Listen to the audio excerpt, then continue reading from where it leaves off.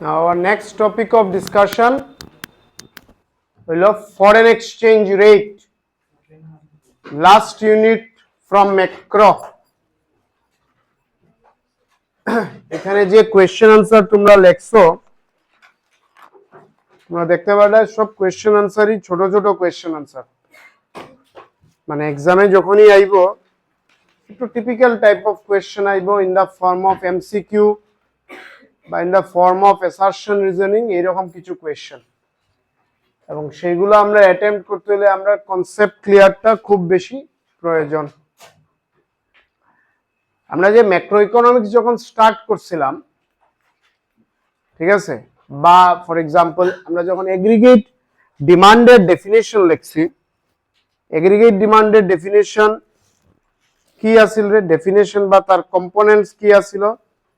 Eddy equals to কি আছিল? C plus, এখানে কি শেষ আছিল? বেসিক্যালি আমরা সি প্লাস আই দিয়েই সব করছিলাম, বাট ফার্স্ট কোয়েশ্চেন যদি এগ্রিগেট ডিমান্ডের আমরা রিকল করি, তার কম্পোনেন্ট সি আই আর কি আছিল? Government expenditure, that is G, plus আছিল net export, that is X minus M. X stands for export, M stands for import. আমরা এই পুরো চ্যাপ্টারটা এই এক্স মাইনাস এম এর উপরেই, বা এক্সপোর্ট আর ইম্পোর্টের উপরে। সেটা বুঝতে গিয়ে আমার কাছে ফার্স্ট কোয়েশ্চেন কি? Define foreign exchange rate. What is this? আমরা অফেন একটা কথা মানুষের মুখে শুনি, নোয়িংলি বা আননোয়িংলি। কি শুনি?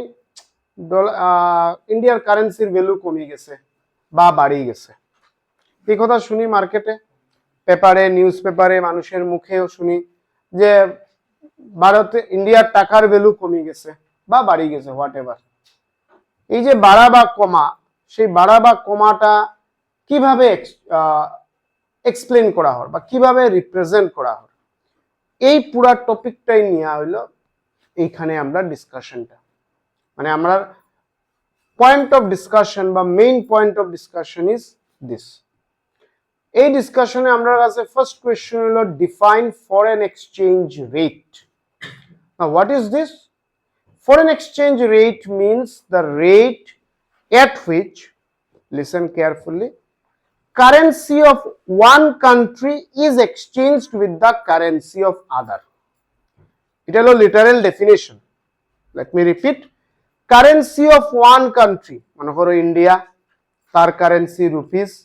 এখন তুমি গেছো জাপানে ঘুরতে, এখন জাপানে ঘুরতে গিয়া বা জাপানের কিছু জিনিস কিনতে গিয়া তারে তো তুমি রুপিস দিলে জাপানিজ পিপুল অ্যাকসেপ্ট করতো না, তারে তার জাপানিজ কারেন্সিটা দিতে লাগবে। এখন আমার পকেটে তো টাকা, বিং এন ইন্ডিয়ান সিটিজেন, আমি তো অন্য কারেন্সি, জাপানিজ কারেন্সি নিয়ে ঘুরি আর না, আমার পকেটে টাকা, এবং সেই টাকাটারে আমার কি করতে লাগবে? আমার জাপানিজ কারেন্সিতে কনভার্ট করতে লাগবে। নাও জাপানিজ কারেন্সিতে কনভার্ট করতে গিয়ে আমি কতটা ইন্ডিয়ান কারেন্সি দিব, that is simply called exchange rate বা foreign exchange rate. Let me repeat. I have my own currency, that is Indian rupees, and I need Japanese currency, বা I need Chinese currency, বা I need UAE currency, বা I need Bangladesh currency, whatever. আমার ওই দেশে কোনো অন্য country, কোনো foreign কান্ট্রির কারেন্সি দরকার ডিউ টু এনি রিজন। নাও সেই কারেন্সিটা পাইতে গেলে আমারে আমার কান্ট্রির কারেন্সি কিছু দিতে লাগবে। কতটা আমার কান্ট্রির কারেন্সি দিলে সেই দেশের কারেন্সিটা পাইমু, সেই রেটটা হইল ফরেন এক্সচেঞ্জ রেট। আন্ডারস্ট্যান্ড? নাও টিপিক্যালি এটারে বুঝতে গিয়া আমরা ধরিয়া নিলাম ইন্ডিয়ান কারেন্সি রুপিস, আর ফরেন কারেন্সিরে আমরা পপুলারলি ধরিয়া নিলাম ডলার। ঠিক আছে, আমরা কি ধরলাম? ইন্ডিয়ান কারেন্সি রুপিস, আর ফরেন কারেন্সি আমরা পপুলারলি ধরলাম ডলার। এখন মনে করো আমি ফরেন কান্ট্রি থেকে কিছু জিনিস কিনতাম, মনে করো আমি অ্যামাজনে বা ফ্লিপকার্টে বা যে কোনো ওয়েবসাইটে বা এনি মিনস আমি কিছু ফরেন গুড কিনতে যাই, তখন দেখতে পাইলাম যে এই ফরেন গুডের দাম $1, জাস্ট ফর এক্সাম্পল $1। তো আমার কাছে তো ফরেন কারেন্সি নাই, আমার কাছে আমার কারেন্সি দ্যাট ইজ রুপিস আছে। সো আমি এই রুপিসটারে কনভার্ট করব। ডলারে। এখন কই কনভার্ট করবো? জেনারেলি কোনো ব্রোকার দিয়ে আমি কনভার্ট করতে পারি, বা কোনো ব্যাংকে গিয়ে আমি কনভার্ট করতে পারি, বা কিছু অথরাইজড ডিলার থাকে, মানে এয়ারপোর্টেও কনভার্সন হয়, বড় বড় ইন্টারন্যাশনাল এয়ারপোর্টে দেখবা ফরেন কারেন্সির ডেস্ক বয়ানি আছে, what ever. So let us assume যে আমি ব্যাংকে গিয়া আমার কান্ট্রির কারেন্সিটারে এক্সচেঞ্জ করবো, ঠিক আছে। সো আমি রুপিস নিয়ে ব্যাংকে গেলাম, ফর এক্সাম্পল এসবিআই রাঙ্গিরখাড়ি ব্রাঞ্চে গেলাম। কিসের জন্য গেলাম?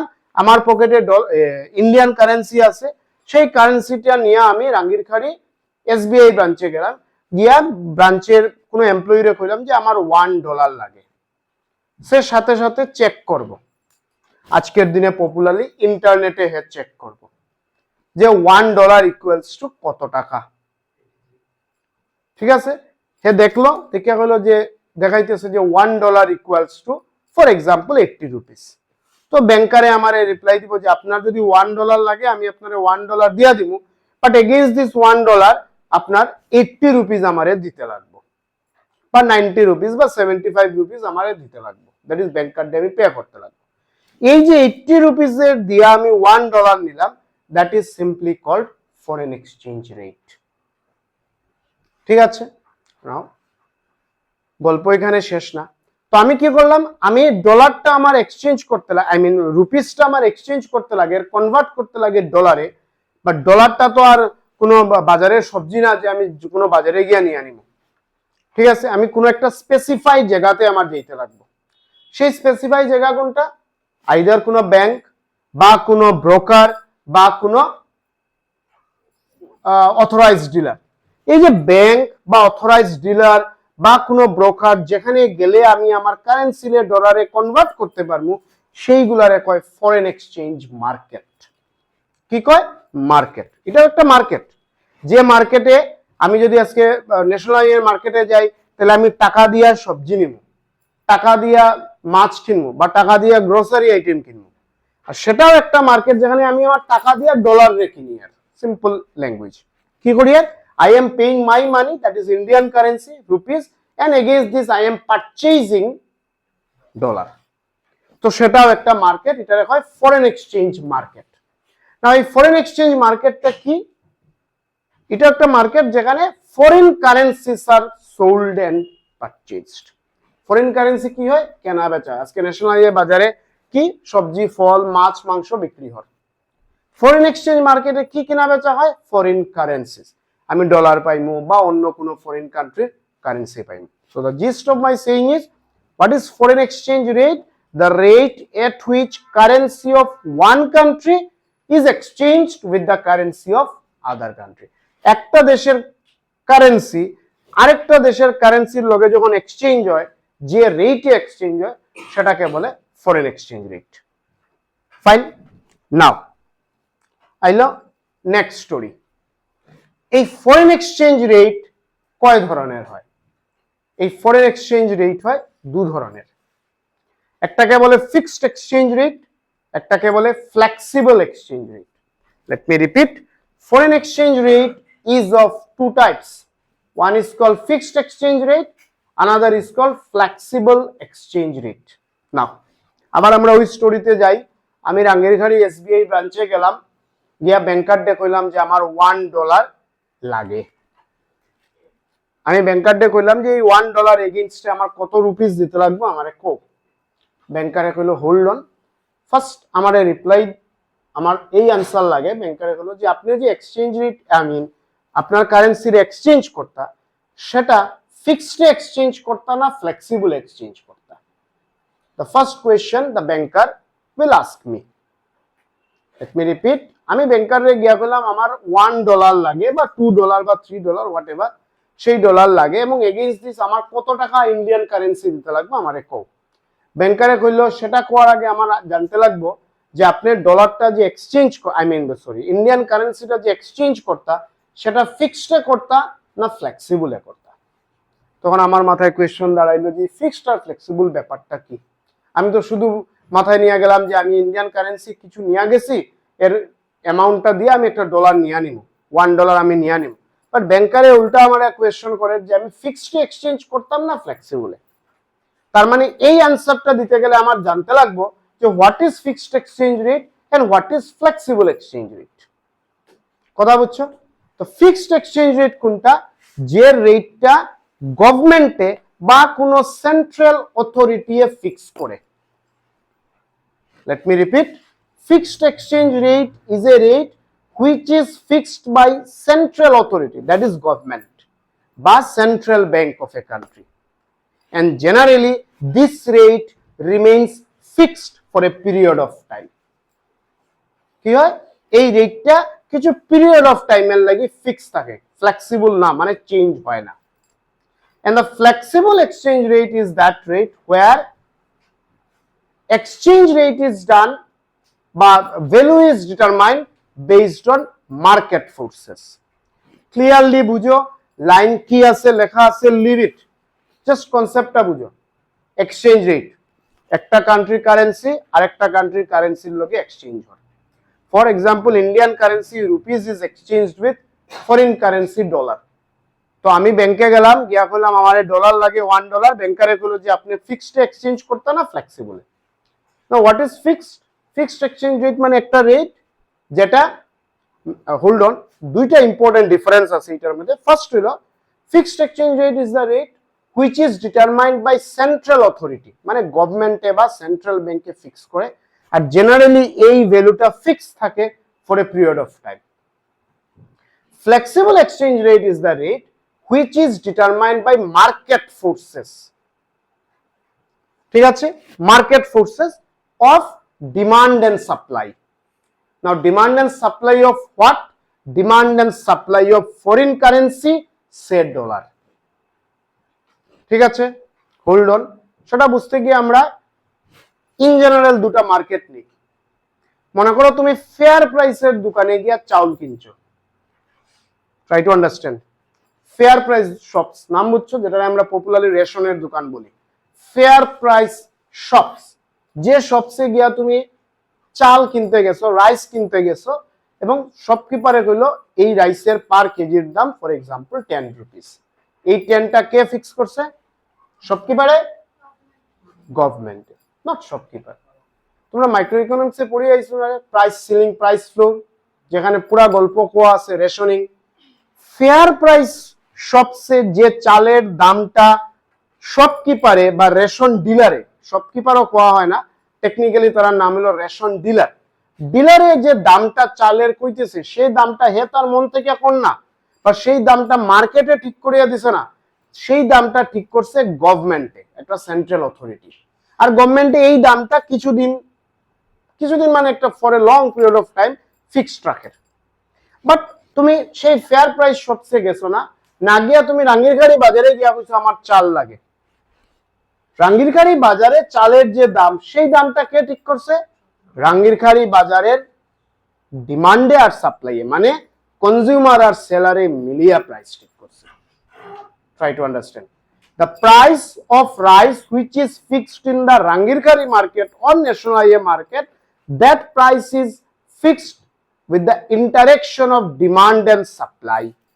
যদি রাইসের ডিমান্ড বেশি থাকতো ন্যাশনাল হাইওয়ে মার্কেটে, সাপ্লাই কম থাকতো, দোকানদারের দাম বাড়াইলো না।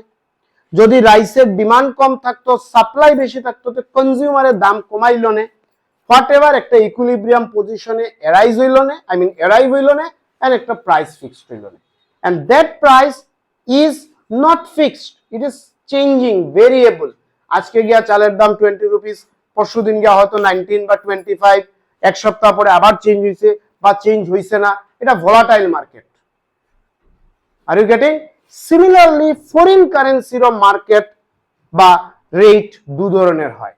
একটা হলো ফিক্সড, যেটা গভর্নমেন্টে ফিক্স করিয়া দিছে সেন্ট্রাল অথরিটি, আর আরেকটা মার্কেটে ফিক্স করিয়া দিছে।